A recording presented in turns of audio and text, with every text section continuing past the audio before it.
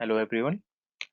Last topic में हम space tech के जो स्पेस टेक में क्या पढ़ रहा था, हमने लॉन्च व्हीकल्स वगैरह पढ़ रहे थे, जहाँ पे हमने एसएलवी, एएसएलवी और पीएसएलवी के बारे में पढ़ा था। एसएलवी और एएसएलवी इंडिया के पहले लॉन्च व्हीकल्स थे। फिर उसके बाद हमने पीएसएलवी के बारे में पढ़ा था, और पीएसएलवी क्या था? ये इसरो का वर्क हॉर्स था। ठीक, काम करने वाला घोड़ा। ठीक, जो मतलब इसरो के जितने भी ज्यादातर इंपॉर्टेंट मिशन हैं वही परफॉर्म करता है। ठीक, लेकिन पीएसएलवी के साथ एक दिक्कत थी। पीएसएलवी के साथ क्या दिक्कत थी? वो 1600 से या फिर 1750 के आसपास, किलो के आसपास वेट जो है या फिर पेलोड कैरी कर सकता है। ठीक, लेकिन आज की तारीख में जो डिमांड वगैरह बढ़ रही है, हमारी लार्जर सैटेलाइट, फिर हम ह्यूमंस को स्पेस में लेके जाना चाह रहे हैं, प्लस आउटर स्पेस में वेंचर करना चाह रहे हैं, मतलब आउटर स्पेस में जाना चाह रहे हैं, तो हमें रेंज भी बढ़ाना पड़ेगा, पेलोड भी बढ़ाना पड़ेगा। इसके लिए पीएसएलवी उतना ऑप्टिमम नहीं था। इसी वजह से इसरो ने एक और लॉन्च व्हीकल को डेवलप करा, और उस लॉन्च व्हीकल का नाम है जीएसएलवी। तो आज का जो हमारा मेजर डिस्कशन रहेगा, जीएसएलवी के ऊपर रहेगा। वैसे आपके सिलेबस में ऑलरेडी टॉपिक भी है, जनरेशंस ऑफ जीएसएलवी। हम उसी जीएसएलवी की बात करेंगे। जीएसएलवी फुल फॉर्म क्या है? Geosynchronous satellite launch vehicle. Anyways, इसे geosynchronous satellite launch vehicle क्यों कहा जाता है? क्योंकि जीएसएलवी क्या कर सकता है? हैवी सैटेलाइट्स को जियो सिंक्रोनस ऑर्बिट तक पहुंचा सकता है। अगर आपको याद होगा, जो जीटीओ ऑर्बिट, जियो ऑर्बिट, तो जीएसएलवी सैटेलाइट्स को, हैवी सैटेलाइट्स को उसी जीटीओ या फिर जियो ऑर्बिट तक पहुंचा सकता है। ठीक, देखते हैं इसके बारे में। अगेन, जीएसएलवी हमारे लिए 3 मार्क का, 5 मार्क का प्लस प्री के हिसाब से भी इंपॉर्टेंट रहेगा। देखते हैं GSLV. GSLV is a space launch vehicle designed designed and developed and operated by ISRO to launch satellites and other space objects into the geosynchronous transfer orbit। फिर GTO से जियो में ये ट्रांसफर करने में हेल्प करेगा। Next, GSLV has the capability to put a heavier payload into the orbit than the PSLV, क्योंकि PSLV बस 1600 से 1750 kg सैटेलाइट को ही ये स्पेस में प्लेस कर सकता है, ये उसकी लिमिटेशन है। लेकिन जो GSLV है, ये 2 टन से लेके हैवियर वेटेज के सैटेलाइट्स को ये ऑर्बिट में प्लेस कर सकता है। तो GSLV is a heavier version of PSLV। Next, GSLV is a three-stage launch vehicle with strap-on motors। Normal जब हम PSLV पढ़ रहे थे, PSLV में कितने स्टेजेस थे? देयर वर 4 स्टेजेस, लेकिन GSLV में 3 स्टेजेस मौजूद है। तो ये एक डिफरेंस बन जाता है between your PSLV and GSLV। जहाँ पे GSLV में 3 स्टेजेस है, PSLV में कितने स्टेजेस थे? 4 स्टेजेस थे। आगे बढ़ते हैं। जीएसएलवी के स्टेजेस हम देखेंगे। ठीक, जो 3 स्टेजेस हैं हम उन्हें देखते हैं। अगेन, ये अंडरस्टैंडिंग के लिए है, एग्जाम पर्सपेक्टिव से नहीं है। ठीक, जीएसएलवी हम 3 स्टेज देख रहे हैं, first stage, second stage and third stage. Again, ये जो स्टेजेस है बेस से मार्क होंगी। जो 1 2 3 आप काउंट करते हो ना, ये बेस से होंगी। सबसे जो बेस वाला जो स्टेज है वो है फर्स्ट स्टेज। फिर जो मिडिल एरिया है जीएसएलवी रॉकेट लॉन्चर का, वो है सेकंड स्टेज। और जो अपर पार्ट है लॉन्च व्हीकल का, जो सबसे टिप पोर्शन है, वो है थर्ड स्टेज। ठीक, ओके। द फर्स्ट स्टेज, जो कि GS1 भी कहा जाता है, the first stage uses 130 ton S13 rocket motor with 4 liquid engine strap-on motors। पहली चीज, जो फर्स्ट स्टेज है GSLV की, वो सॉलिड रॉकेट मोटर यूज करी, मतलब फ्यूल कौन सा होगा? सॉलिड होगा। ठीक, सॉलिड फ्यूल यूज करा, लेकिन उसमें 4 एक्स्ट्रा स्ट्रैप ऑन बूस्टर, छोटे छोटे मिनी रॉकेट्स भी अटैच करे गए हैं। और ये जो छोटे छोटे जो 4 स्ट्रैप ऑन मोटर्स यूज करे गए, उसमें फ्यूल कौन सा है? लिक्विड। ठीक, अगेन ध्यान रखिएगा, जो फर्स्ट स्टेज है उसमें सॉलिड मोटर का इस्तेमाल करा गया, मतलब फ्यूल सॉलिड है, लेकिन साइड पे 4 स्ट्रैप ऑन बूस्टर्स यूज करे गए, छोटे मिनी रॉकेट यूज करे गए। और इन मिनी रॉकेट्स में फ्यूल कौन सा है? Liquid fuel. ठीक, it generates maximum thrust of 4700 kilonewton. इस थर्स्ट की वजह से होता क्या है, जो लॉन्च व्हीकल है अर्थ के सरफेस से सीधा प्रोपेल कहाँ हो जाता है, ये हमारे अपर एटमॉस्फेयर में प्रोपेल हो जाएगा, सीधा हमारे अपर एटमॉस्फेयर या फिर एटमॉस्फेयर से बाहर प्रोपेल हो जाता है, फेंक दिया जाता है। ठीक, next second stage GS2। The second stage uses a liquid rocket engine which is also known as Vikas engine. इसको हम मार्क करेंगे प्री के लिए। बाय द वे जो विकास इंजन है ये हमारे PSLV में भी यूज करी जाती है, और ये क्या है, लिक्विड इंजन है, इंडिजिनियस इंजन है, तो इसे हम मार्क करके रखेंगे विकास इंजन। तो GSLV अपने सेकेंड स्टेज में यूज कर रहा है विकास इंजन। ठीक, it generates maximum thrust of 800 kilo newton. Not that much important, हमारे लिए इंपॉर्टेंट इस सेकंड स्टेज में है कि विकास इंजन, ये लिक्विड इंजन है जो कि PSLV में भी यूज होती है प्लस GSLV में भी यूज हो रही है। ठीक, अब लास्ट आता है थर्ड स्टेज। थर्ड स्टेज का नाम क्या है, CUS। CUS का फुल फॉर्म है क्रायोजेनिक अपर स्टेज। ठीक, CUS का मतलब क्या है, क्रायोजेनिक अपर स्टेज। अब क्वेश्चन ये आता है क्रायोजेनिक क्या है। ठीक, वैसे क्रायोजेनिक एक 3 मार्कर है।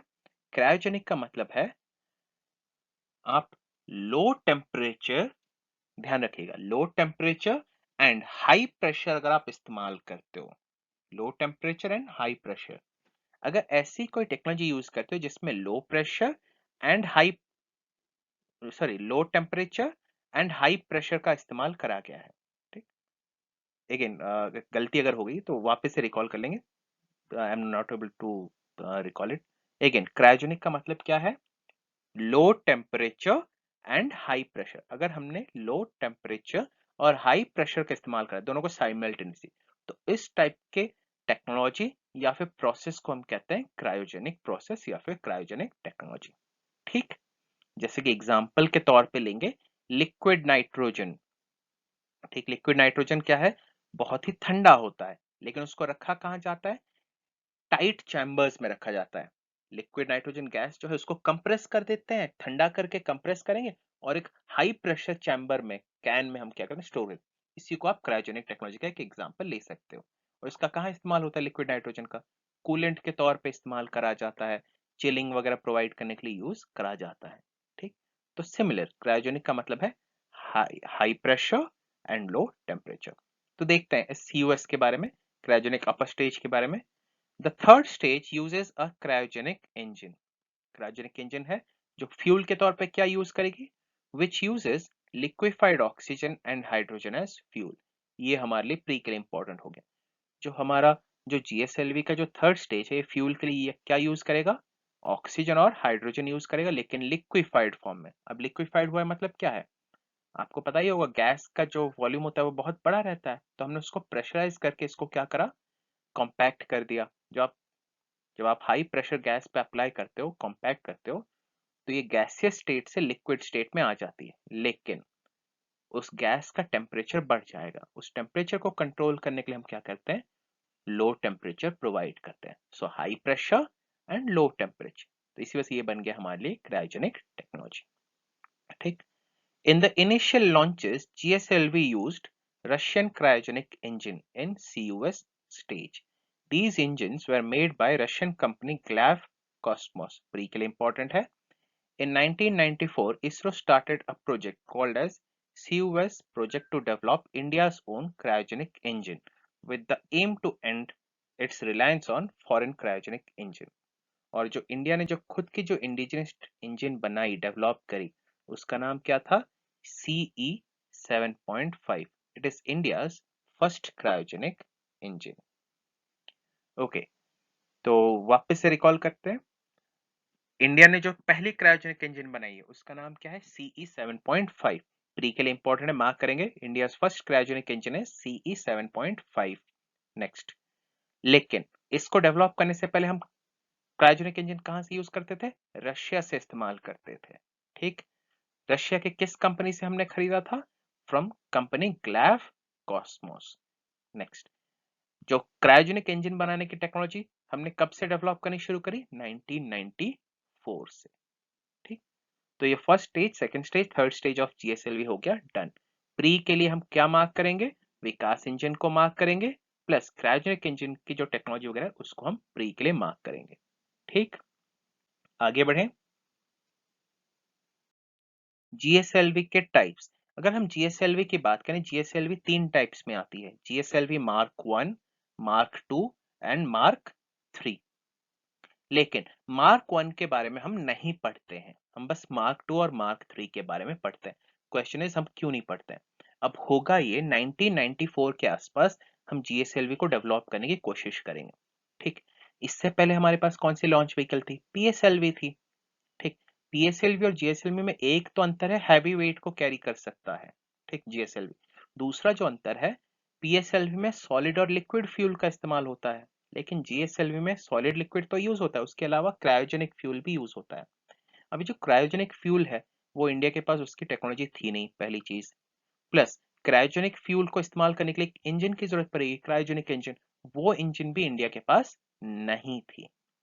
तो होगा ये, हम उस समय जो हमारा ऑल वेदर फ्रेंड था रशिया, हम उसके पास पहुंचेंगे और रशिया से क्या करेंगे? डील साइन करेंगे। जो ग्लैफ कॉस्मोस है ना, उसके साथ एक डील साइन करेंगे 1994 में। उस डील के तहत होगा ये, रशिया हमें 7 क्रायोजेनिक इंजन बेचेगी।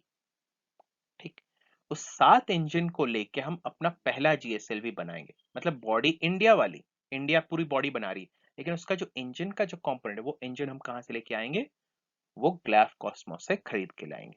ठीक, तो पूरी बॉडी इंडियन है और जो इंजन है वो क्या है? रशियन इंजन है। ये है जीएसएलवी मार्क 1, MK1। ठीक, अब इस प्रोसेस में होगा क्या? हम 3 या 4 इंजन को इस्तेमाल करेंगे फॉर जीएसएलवी मैक 1। अब इसी रिसर्च के दौरान हम क्या करने वाले हैं? हमारी खुद की क्रायोजेनिक इंजन को डेवलप करेंगे। ठीक, इंडियन क्रायोजेनिक इंजन। अब उसी क्रायोजेनिक इंजन को यूटिलाइज करके हम क्या करेंगे? रशियन इंजन को फेंक देंगे और इंडियन इंजन को फिट कर देंगे। पूरी बॉडी इंडियन और जो इंजन है वो भी इंडियन। अब यही मॉडल बनेगी हमारे लिए जीएसएलवी मार्क 2। अब क्योंकि मार्क 1 एक टेम्पररी स्टॉप गैप था तो हम इसके बारे में नहीं पढ़ते हैं। बॉडी इंडियन थी, इंजन रशियन था मार्क 1, तो उतना ज्यादा इंपॉर्टेंट नहीं था, उसको हम हटा देते हैं और सीधा हम किस पे जंप करेंगे? मार्क 2 की तरफ। अगेन जीएसएलवी मार्क 2 आपके लिए प्री के हिसाब से इंपॉर्टेंट रहेगा, प्लस मेंस के हिसाब से भी इंपॉर्टेंट रहेगा।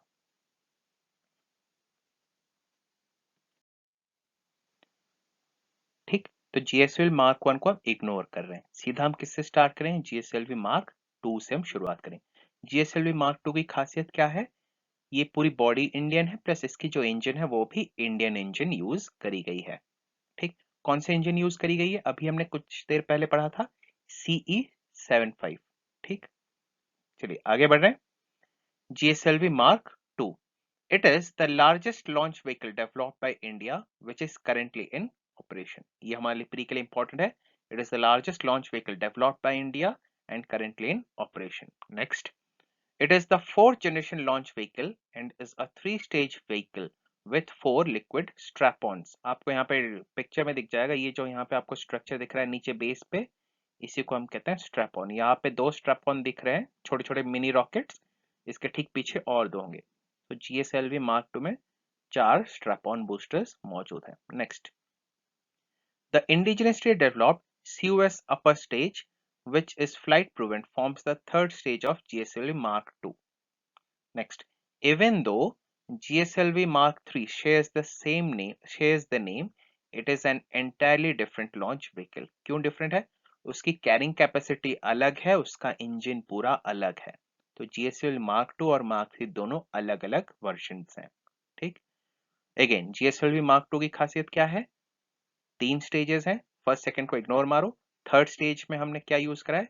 इंडिजिनियस जीएसएलवी के लिए क्रायोजेनिक इंजन यूज करी है। कौन सा क्रायोजेनिक इंजन? अभी हमने डिस्कस करा था। ठीक, जो CUS इंजन। ठीक, नेक्स्ट आगे बढ़ेंगे। जीएसएलवी प्रोजेक्ट, लेकिन जब हम जीएसएलवी प्रोजेक्ट की बात करते हैं हम सीधा जीएसएलवी मार्क 2 की बात कर रहे हैं। हम जीएसएलवी 1 को हम इग्नोर करेंगे। क्यों इग्नोर कर रहे हैं? क्योंकि उसमें रशियन कंपोनेंट्स मौजूद है, हम इंडिजिनस टेक्नोलॉजी की बात कर रहे हैं। GSLV project was initiated in 1990 with the objective of acquiring an Indian launch capability for geosynchronous satellites. तो GSLV को डेवलप कराया गया था ताकि हम एक इंडिजिनियसली एक टेक्नोलॉजी बना सकें जो कि हमारे लिए जियो सिंक्रोनस सैटेलाइट्स को लॉन्च कर सके, या फिर सैटेलाइट्स जो कि जियो ऑर्बिट पे रहेंगी। अब जियो ऑर्बिट की डिस्टेंस क्या है, 336,000 के आसपास है, दूरी बहुत ज्यादा है, और उस वहां पे जो सैटेलाइट्स प्लेस होती है वो हैवी सैटेलाइट्स होती हैं, तो पीएसएलवी से काम नहीं चलेगा। इसी वजह से हमें जीएसएलवी की जरूरत पड़ गई। GSLV uses major components that are already proven in the PSLV and liquid fueled Vikas engine. तो GSLV में जो मेजर कंपोनेंट्स है वो PSLV के ही हैं। PSLV का एक अपग्रेडेड वर्जन है, खाली अंतर क्या आएगा, GSLV में एक क्रायोजेनिक इंजन का इस्तेमाल करा गया है। ठीक, next, first development flight of GSLV Mark 1 version was launched on 18th April 2001 but it was a failure। GSLV ने जो पहला लॉन्च करा गया था वो 2001 में करा गया था, वही जो रशियन इंजन वाला, लेकिन वो फेलियर हो गया था, फेल हो गया था। फिर उसके बाद रिपीटेड एक्सपेरिमेंट्स होंगे, रशियन इंजन को हम इस्तेमाल करेंगे, फिर अपना खुद का जो इंडिजिनस इंजन जो हम डेवलप करें उसको हम इस्तेमाल करेंगे, फिर अल्टीमेटली हमें सक्सेस कब मिलेगा, 2014 में मिलेगा। जीएसएलवी मार्क 2 की कैपेबिलिटी की बात करेंगे। It is capable of placing 2.3 ton class of satellites like INSAT and GSAT communication satellites and INRSS। ये जो INR Indian national regional satellite system service है, ये आपकी जो नाविक सिस्टम है उसी की बात करी जा रही है। INRSS system series of spacecraft into geosynchronous transfer orbit. तो जो GSLV मार्क 2 है, इसकी खासियत क्या है, ये 2.3 टन के सैटेलाइट को कहाँ प्लेस कर सकता है, GTO ऑर्बिट में प्लेस कर सकता है, far more heavier satellite as compared with PSLV। Next, GSLV is 5.1 meter tall and the tallest among all other vehicles of ISRO। ISRO के बाकी सेट लॉन्च व्हीकल्स के कंपैरिजन में ये सबसे टॉलेस्ट लॉन्च व्हीकल है। ये हमारे लिए प्री के लिए इंपॉर्टेंट है। ये SLV, ASLV, PSLV plus GSLV mark 3, इन सब के कंपैरिजन में सबसे ज्यादा टॉलेस्ट है। Next, on 5th January 2014 witnessed the marvelous success of the fifth development flight of GSLV with indigenous cryogenic upper stage from Sriharikota, successfully placed the GSAT-14 satellite, weighing about 1982 kg in the precise GTO orbit. This was followed by successful missions given in the launch history। तो पहला launch कब कराया गया था, 18 अप्रैल 2001 में, जो कि failure. उसके बाद अराउंड 5 जनवरी 2014 को हमने अपना खुद का इंडिजिनस इंजन यूज करके जीएसएलवी मार्क 2 को लॉन्च करा। 5 जनवरी 2014 इसमें हमने लॉन्च क्या करा था, जीसैट 14 को लॉन्च करा था, जो कि 1982 केजी की सैटेलाइट थी, and this was the first successful launch of GSLV mark 2। Next one is GSLV Mark 3। ये आपके लिए मेंस के लिए ज्यादा इंपॉर्टेंट है, मार्क 2 के कंपैरिजन मार्क 3 ज्यादा इंपॉर्टेंट है। इसे हम 5 मार्कर के लिए मार्क करके रखेंगे, जीएसएलवी मार्क 3। देखते हैं, it is also referred to as launch vehicle mark 3, LVM-3। ये आपके लिए प्री के लिए इंपॉर्टेंट है। जीएसएलवी मार्क 3 का ऑल्टरनेट नेम क्या है, लॉन्च व्हीकल मार्क 3 या फिर LVM-3। ठीक, next, this project was approved in 2002 with a mandate of achieving capability to launch 4-ton class satellites to geosynchronous orbit। PSLV का कितना था, 1600 या फिर 1750 टन सैटेलाइट को कैरी कर सकता है, सॉरी 1600 या फिर 1750 केजी के सैटेलाइट को कैरी कर सकता है। लियो मियो ऑर्बिट अलग अलग है। ठीक, वहीं पे जीएसएलवी मार्क 2 कितना कैरी कर सकता था, 2.3 टन, that means almost 2300 KG, 2300 KG satellite को वो कैरी कर सकता है। लेकिन मार्क 3 4 टन या फिर उससे ज्यादा साइज के भी सैटेलाइट को कैरी कर सकता है, तो इसी वजह से मार्क 3 मार्क 2 से डिफरेंट है, तो ये हैवी सैटेलाइट को कैरी कर सकता है। Next, the development programme has been completed through 3 successful flights, LVM-3, GSLV Mark 3 D1 and GSLV Mark 3 D2 के नाम से 3 अलग अलग लॉन्चेस के जरिए इसको सक्सेसफुली डेवलप कर दिया गया है। राइट हैंड साइड पे आपको GSLV 3 का पिक दिख जाएगा। Again GSLV 3 is totally different from GSLV 2। GSLV 2 tallest है, लेकिन ये GSLV 2 के कंपैरिजन में थोड़ा सा हाइट में कम है, प्लस ये ज्यादा बल्कियर है, हैवी वेट है। Next, GSLV Mark III is configured as a three-stage vehicle with two strap-on boosters, one liquid core L10 and a high thrust cryogenic upper stage. अगर आपको याद होगा GSLV Mark II में 4 strap-on boosters use करे गए थे, लेकिन यहाँ पे बस 2 स्ट्रैप-ऑन बूस्टर्स का इस्तेमाल करा जा रहा है। इसकी वजह से ये Mark II से अगेन डिफरेंट हो गया। नेक्स्ट कुछ कैरेक्टरिस्टिक्स देख लेते हैं। Characteristics of GSLV Mark III। It is its performance is capable of 4 ton satellites to GTO। तो जो GSLV Mark III है ये क्या कर सकता है? Its performance capability of 4 ton to GTO। That means ये 4 टन के सैटेलाइट को GTO ऑर्बिट में प्लेस कर सकता है। उसके अलावा it has the payload capability to support 10 ton satellites to LEO orbit. जहां पे ये 4 टन के सैटेलाइट को कहाँ GTO में प्लेस कर सकता है, वहीं पे 10 टन का अगर ये सैटेलाइट है तो इसे ये लो अर्थ ऑर्बिट में प्लेस कर सकता है। 10 ton in the sense almost 10,000 kgs। Now try to understand this. जो हमारा पहला लॉन्च व्हीकल है SLV 40 किलो का सैटेलाइट यूज कैरी कर रहा था लियो ऑर्बिट, और वहीं पे GSLV Mark III लगभग 10,000 किलो का सैटेलाइट कहाँ प्लेस कर रहा है? लियो ऑर्बिट में प्लेस कर रहा है। It is cost effective. Of course cost effective है, रीजन बीइंग हमने इसको खुद इंडिजिनसली डेवलप करा है, प्लस ज्यादा कैरी वेट कर सकता है, तो इस वजह से कॉस्ट इफेक्टिव है। improved reliability, operability and redundancy management, क्योंकि सिमिलरिटी प्लेटफॉर्म है बाकी PSLV GSLV के साथ, इस वजह से जो रिलायबिलिटी वो इम्प्रूव है। PSLV के जो सक्सेसफुल पार्ट्स हैं उसी को हम इस्तेमाल करें तो ज्यादा हमें दिक्कत नहीं आई। Future growth potential of payload with minimal design changes. जैसे GSLV Mark II और Mark III में देखेंगे बहुत मिनिमल चेंजेस हुए हैं, साथ ही साथ हैवी पेलोड कैरी कर सकता है, तो इसी वजह से ये ज्यादा प्रॉफिटेबल है। Next is to support man rated missions of ISRO. जो नेक्स्ट ईयर जो गगनयान लॉन्च करने की बात हो रही है, man mission to space, Indian man mission to space, उसमें इसी लॉन्च व्हीकल का इस्तेमाल करा जाएगा। So these are characteristics of GSLV Mark III and again ये जो कैरेक्टरिस्टिक्स है ये इसरो के साइड से लिए गए हैं, तो मोस्ट एक्यूरेट डेटा है ये। So these are the characteristics of GSLV Mark III। Again 5 marker में अगर आ गया what is GSLV Mark III and its properties, तो आपको इसके बारे में लिखना है, प्लस ये जो कैरेक्टरिस्टिक्स है यहाँ से कोई भी 3-4 पॉइंट आप उठा लीजिए और उसको आप ऐड ऑन कर सकते हो। नेक्स्ट आगे बढ़ेंगे। It is also identified as launch vehicle for crewed missions under the Indian Human Space Flight Program and dedicated science missions like Chandrayaan 2। तो जो इंडियन मिशन उसके लिए तो ये है ही, प्लस चंद्रयान 2 जैसे डेडिकेटेड मिशन के लिए भी ये बेस ये बना दिया गया है। GSLV Mark III has a higher payload capacity than the similarly named GSLV Mark II। Mark II के कंपैरिजन में ये हायर पेलोड ले सकता है। नेक्स्ट आपको यहाँ पे दिख जाएंगे 4 जो GSLV Mark III के जो लॉन्च हिस्ट्री है, आज तक टोटल 4 लॉन्च व्हीकल्स लॉन्च करे गए हैं फॉर GSLV Mark III। यहाँ पे उसकी सीक्वेंस आपको दिख जाएगी। ये आपके टेस्ट मिशन है, डेवलपमेंट प्रोग्राम के मिशन थे, जो LVM-3, GSLV Mark III D1, GSLV Mark III D2, ये 3 डेवलपमेंट मिशन थे जो कि 2014, 2017 और 2018 में कंप्लीट करे गए थे। All this 3 were successful. फिर उसके बाद GSLV Mark III का जो phase 1 test continuation programme test programme था, जो कि चंद्रयान 2 के साथ ये लॉन्च कराया गया था लास्ट ईयर, अगर आपको याद होगा जुलाई 22, 2019, ये भी सक्सेसफुल रहा है। अभी तक 4 मिशन हुए हैं और चारों सक्सेस रही हैं। नेक्स्ट ईयर इसका 5th मिशन होगा, जहां पे हम लोग क्या लॉन्च करने वाले हैं, इंडियन एस्ट्रोनॉट्स को हम स्पेस में लॉन्च करेंगे। सो ये जो लॉन्च हिस्ट्री है इसको प्री के लिए हम मार्क करके रखेंगे। स्पेसिफिकली जो चंद्रयान 2 वाला जो मिशन है इसको हम मार्क करके रखेंगे। इसका ईयर कौन सा था, टाइमलाइन कौन सा था, जुलाई 22, 2019।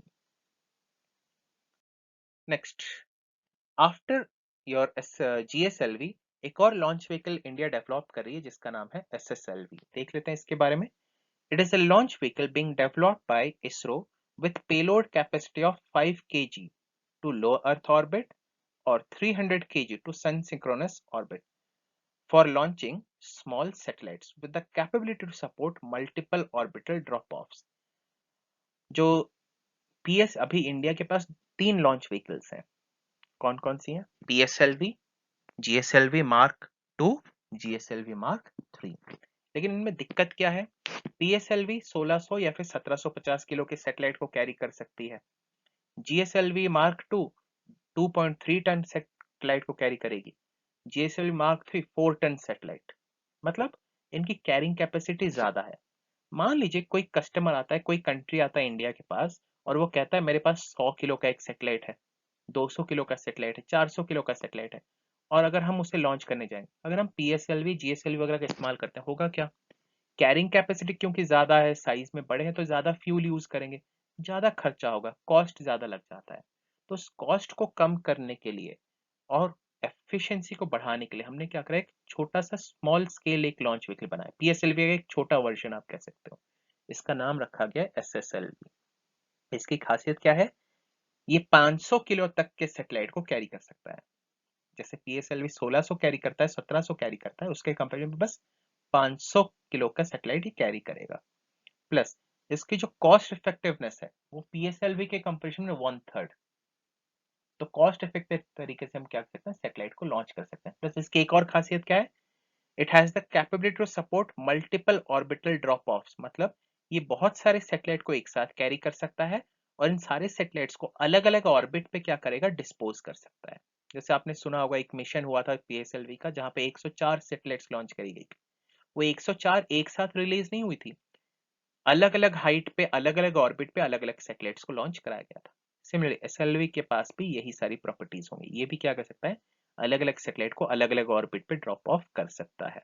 Next, according to director of VSSC, Vikram Sarabhai Space Center, Somnath, the maiden flight was expected to be no earlier than December 2019 from Satish Dhawan Space Center, but has been delayed. ये Covid वगैरह के चक्कर में और development delays की वजह से ये डिले कर दिया गया है। ये एज्यूम करा जाए लेट 2020 या फिर 2021 में इसकी टेस्ट होने वाली है। एग्जैक्ट डेट हमारे पास भी नहीं है। ठीक, so this is your upcoming launch vehicle. ये आने वाले सालों में ये आपके लिए प्री क्वेश्चन बनेगा, प्लस एक 3 मार्क का 5 मार्क का भी बन सकता है।